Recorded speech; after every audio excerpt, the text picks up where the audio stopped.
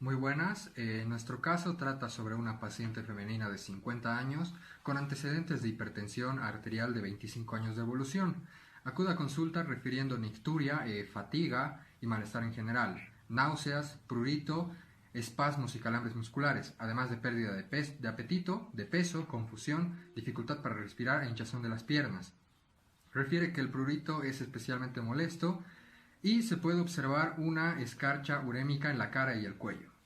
Sintomatologia clínica.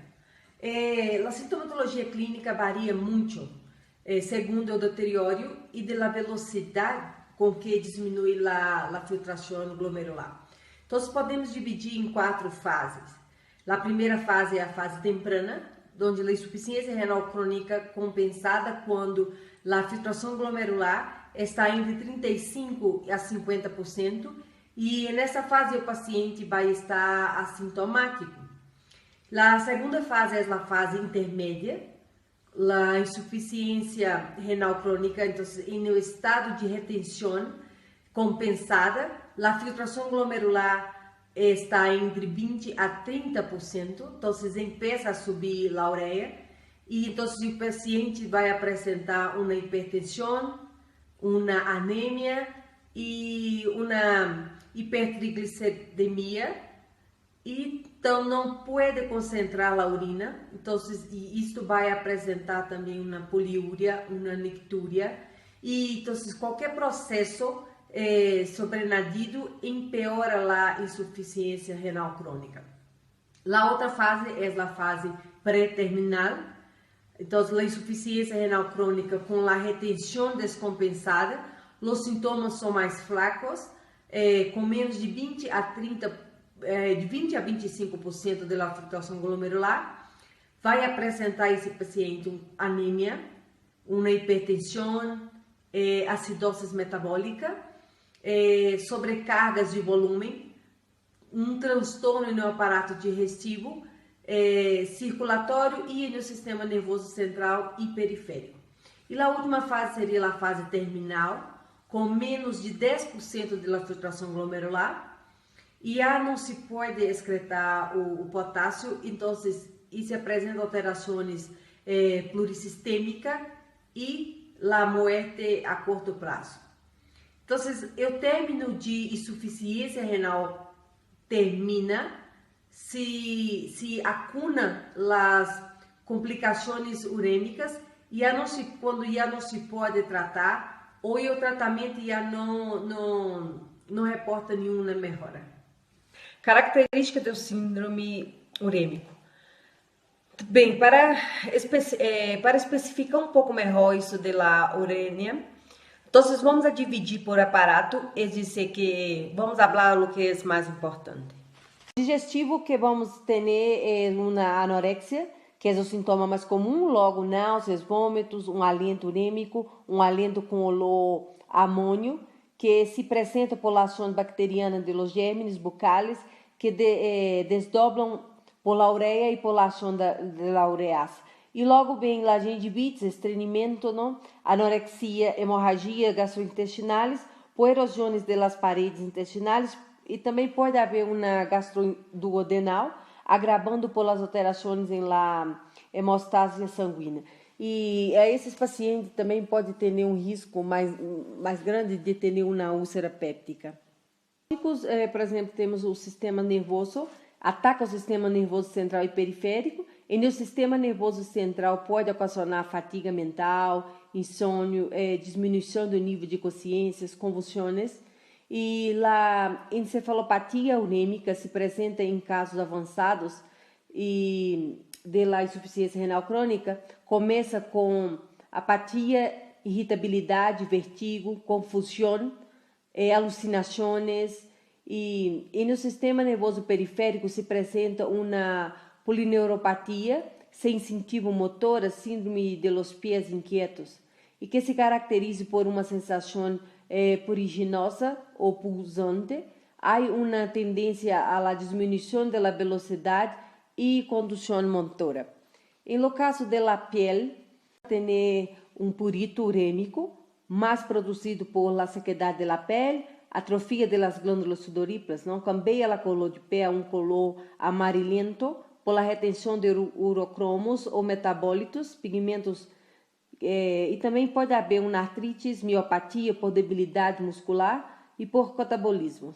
Adicional, vamos encontrar paciente obeso, malnutrido, há prediscrição de infecções, herida, baja de la massa muscular por la proteína e há uma acumulação de grasa, não? Então, nesse caso, tem que dar bastante proteínas. E imunológico, se considera que o paciente urêmico é imunodeprimido, assim que há que ter muito cuidado com as infecções, ajustar a forma de tratamento, porque também tem fármacos que podem empeorar a função renal, sobretudo, não? Cardiovascular, responsável de 50 a 60% das mortes, se apresenta hipertensão, derrame pleural e pericárdico por la acumulação de líquidos.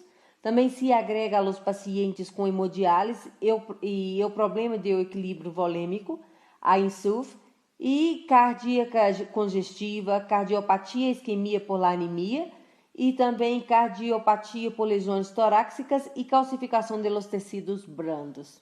Lógicos, vamos ter principalmente a anemia, pero também pode aparecer uma trombopatia urêmica, pero não necessariamente porque é mais passa em aguda do que na crônica. E, finalmente, o sistema endócrino, há o incremento de insulina, glucagon e PTH, prolactina, calcitonina, hormona de crescimento e gastrina, por la falta de eliminação e degradação por o riñón. Também se incrementa a secreção de aldosterona. Bueno, pruebas diagnósticas. Yo soy Grace Susan Rodríguez Ticona. La enfermedad renal crónica o insuficiencia renal crónica se diagnostica mediante la medida en una muestra de sangre de los niveles de queratina y una urea o BUN, que son las principales toxinas que se eliminan de nuestros riñones. Bueno, para saber si la insuficiencia renal crónica es de mayor riesgo, se les hace pruebas de sangre o pruebas de orina para saber de qué nivel tenemos la insuficiencia renal crónica. Muchas gracias. Bien, dentro de las pruebas diagnósticas en el caso de las insuficiencias renales crónicas y las enfermedades renales en general, vamos a tener como primer paso para una correcta y una muy buena obtención de un diagnóstico de una enfermedad renal, lo que sería realizar las preguntas o conocer y analizar junto al paciente los antecedentes patológicos familiares que existieran y patológicos que él tuviera, antecedentes familiares y personales. En este caso, el médico tratante puede hacer preguntas como por ejemplo, si nuestro paciente tuviera algún diagnóstico, por ejemplo, de una hipertensión arterial, ¿no? De una presión arterial elevada. También podríamos consultar si es que el paciente consume medicamentos que puedan estar afectando el funcionamiento renal normal que debería tener, ¿no? También algo muy importante es preguntar al paciente si es que ha notado cambios en lo que es sus tiempos de ir al baño, ¿no? Sus tiempos o sus hábitos urinarios, ¿no? Si es que ha notado cambios en los últimos días, en las últimas semanas, en los últimos meses, ¿no?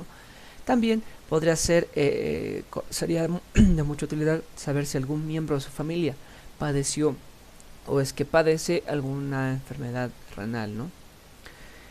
Dentro de las preguntas, el médico también se va a acompañar de lo que es un examen físico, ¿no? De realizar un examen físico donde se van a enfocar en buscar por ejemplo, algún problema cardíaco o algún problema dentro de los vasos sanguíneos.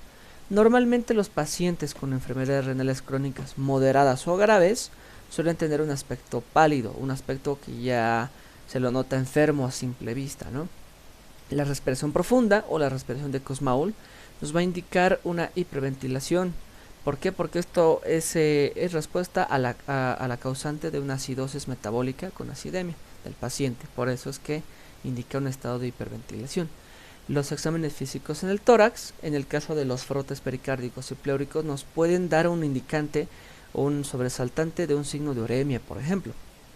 La exploración abdominal, podemos hacer un examen físico en el abdomen, donde si vemos una distensión visible del abdomen superior, podría ser que nos dé un hallazgo de una poliquistosis renal.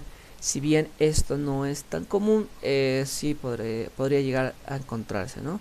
También podría, dentro de este examen físico, dentro de lo que es la exploración abdominal, podríamos intentar ver una exploración de una masa renal o una masa abdominal o una hidrofrenosis, ¿no? Llegando ya a lo que son los métodos laboratorio, ¿no? De laboratorio, métodos laboratoriales, por ejemplo, primero se podrían utilizar pruebas como la medida en una muestra de sangre. En esta muestra de sangre vamos a tratar de medir los niveles de creatinina y urea o los niveles de BUM en la sangre, siendo que estas son toxinas bastante comunes, las principales toxinas que los riñones suelen eliminar. También vamos a optar por una analítica de sangre. Esta analítica de sangre nos va a permitir la obtención y el conocimiento exacto de la cantidad y la calidad de orina que nuestro paciente esté excretando, ¿no? Esté eliminando. Con estos resultados podemos calcular un porcentaje global de funcionamiento de los riñones, también lo que se conoce como la FG o filtrado glomerular. Esto nos va a ayudar a determinar el grado de su insuficiencia renal.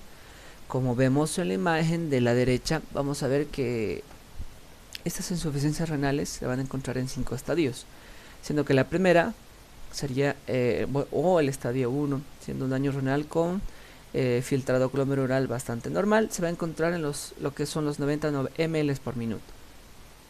Un estadio 2 con daño renal con filtrado glomerular ligeramente disminuido, se va a encontrar entre los 60 a 89 ml por minuto. Un estadio 3, que es un filtrado glomerular moderadamente disminuido, se va a encontrar entre los 30 a 59 ml por minuto. En un estadio 4, el filtrado glomerular gravemente disminuido se va a encontrar entre los 15 a 29 ml por minuto. Y en un estadio 5, el estadio más grave, se podría decir que ya es un fallo renal completo, se va a encontrar de 15 ml o menos por minuto o directamente en una diálisis.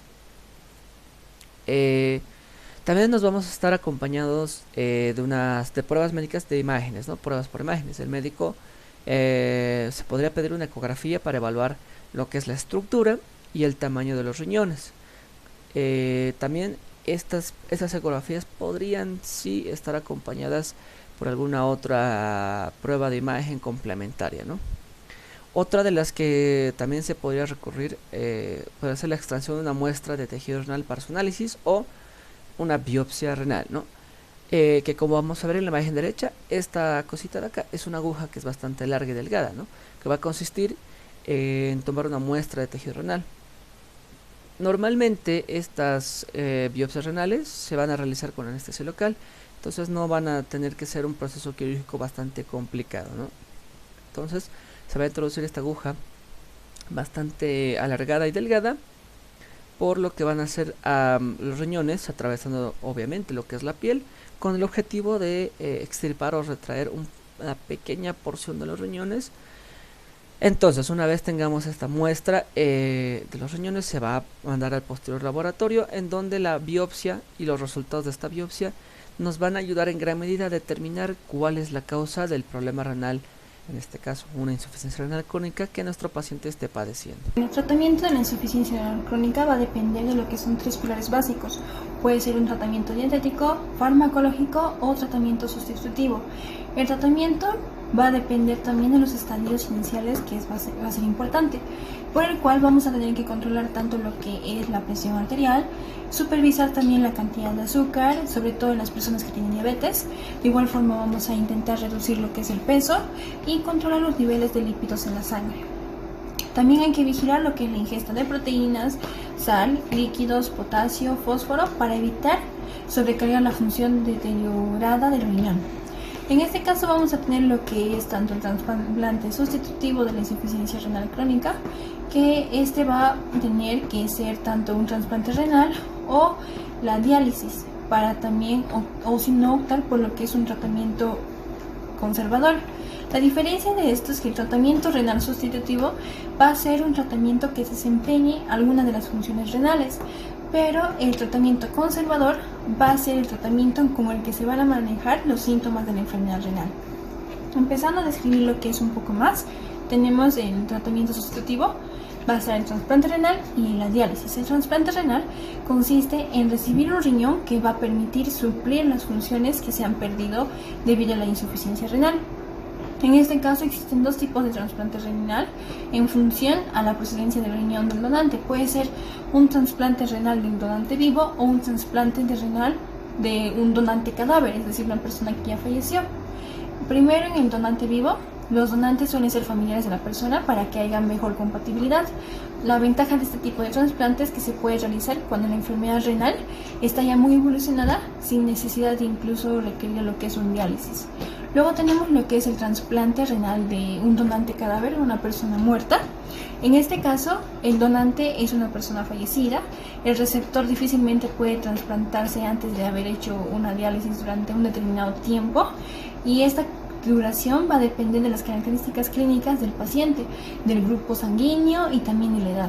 El paciente va a incluir lo que es una lista, va a ser una lista de espera para trasplante, para que en el momento en que se produzca una donación pueda recibir el riñón más adecuado a sus características. Antes de lo que se realiza lo que es un trasplante, se realiza un estudio exhaustivo del paciente con enfermedad renal crónica para descartar situaciones médicas que lo desaconsejen en dicho procedimiento. Hay que tener en cuenta que el 45% de personas de cada 100 no pueden someterse a un trasplante renal por condiciones médicas. Luego tenemos lo que es la diálisis, que la diálisis es un procedimiento que se va a utilizar para reemplazar parte de la función de los riñones. El paciente que recibe diálisis debe combinarlo con otros medicamentos que suplan las funciones del riñón, como la eritropoyetina y la vitamina D. Existen dos modalidades de diálisis, la hemodiálisis y la diálisis peritoneal, en la cual el paciente deberá escoger libremente cuál de los dos quiere realizar. En este caso, la diálisis es un tratamiento que debe realizarse de por vida, salvo que se recupere la función renal y la situación poco frecuente o en caso de que se pueda acceder a lo que es un trasplante de riñón que sea exitoso. Luego pasamos a lo que es el tratamiento conservador de la insuficiencia renal. Este va a ser para tratar los síntomas de la enfermedad mediante lo que son fármacos o cambios en el modo de vida, tanto en la alimentación. En este caso no se va a reemplazar la función renal, no se va a realizar lo que es la diálisis y los riñones dañados del paciente siguen deteriorándose a medida que pasa el tiempo. La decisión de optar lo que es un tratamiento conservador o un no sustitucional va a depender de la persona y de la familia en su entorno. Las personas que se proponen lo que es un tratamiento conservador en lugar de un tratamiento sustitutivo, presentan otros problemas médicos o un estado de salud delicado, como ser una persona de edad avanzada, que puede padecer otras enfermedades que comprometan a su salud, que pueden también tener un mal pronóstico, tener una expectativa de vida no muy larga. Es posible que en estas circunstancias esas personas consideren insuficientes los beneficios de la diálisis y por eso optan por lo que es este método o tratamiento conservador. En el método conservador igual vamos a utilizar lo que es un tratamiento farmacológico.